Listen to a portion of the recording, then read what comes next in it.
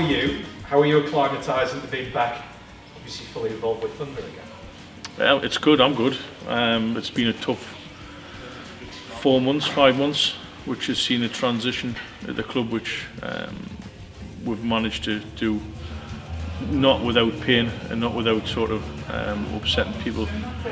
You have to take the emotion out of it. It's a business decision that we've made. And to move from what was perceived full-time into what I now call professional. I don't believe in saying part-time or full-time. I think it's now you're a professional club. We have an owner that's backed us yet again. You know, his passion for the sport, the North East, phenomenal. His ongoing trust in the players and the staff at the club is phenomenal.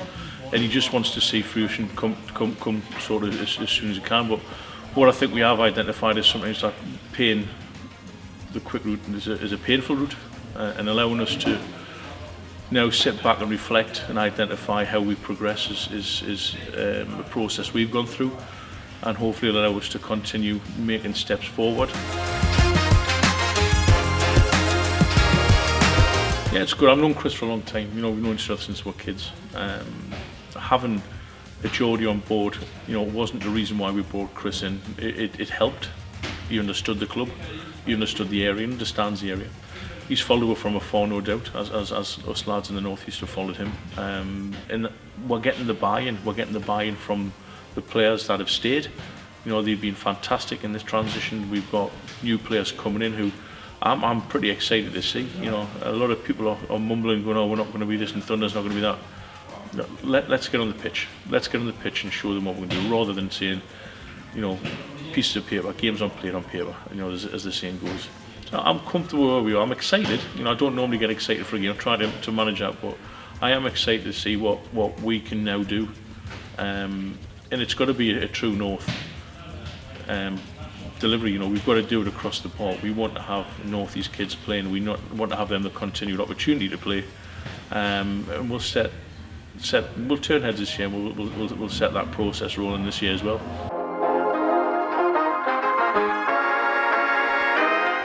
We've got buy-in. We've been brutally honest with a lot of people, but we've got buy-in. We've got all the players sponsored. You know, it may sound trivial, but you know, that's something that sometimes hasn't happened. Our academy kids and parents are buying in. The players are buying in. I've got guys turning up now, buying in to what we're telling them. But you know, so far the transition is to become a North East club, to be owned by the North East people. For those who want rugby league and want to see their kids play, you know, they're the kind of guys who need to start and buy in. But we've got rugby clubs up and down the North East. Rugby league this year will see a lot of Chris Thorman at community level. You'll see a lot of the players at community level to get that buy-in. But the big thing is we're a collective. We can't continue to do it as a standalone. We need the clubs. If you've got any inkling of enjoyment in rugby league, if you beat the World Cup, you know, we need to see you guys sat on your bums on our seats. We've looked at it from a commercial point of view. We've reduced season tickets, under 16s again for £10 for the season.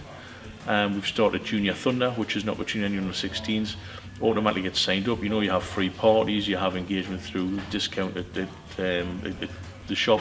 So there's incentives there to be put in place. We've mitigated the car parking now, so access is readily available. You can jump in the car and come up, and you know, you can put a family of 4 in, or a family of 5 in a car for £230 for a full season. So you know, we have done that. We are looking for numbers, but the big push is going to start when the community sport starts, when the community league starts, and getting out there and speaking to these guys and getting them up to Kingston Park and cheering the boys on.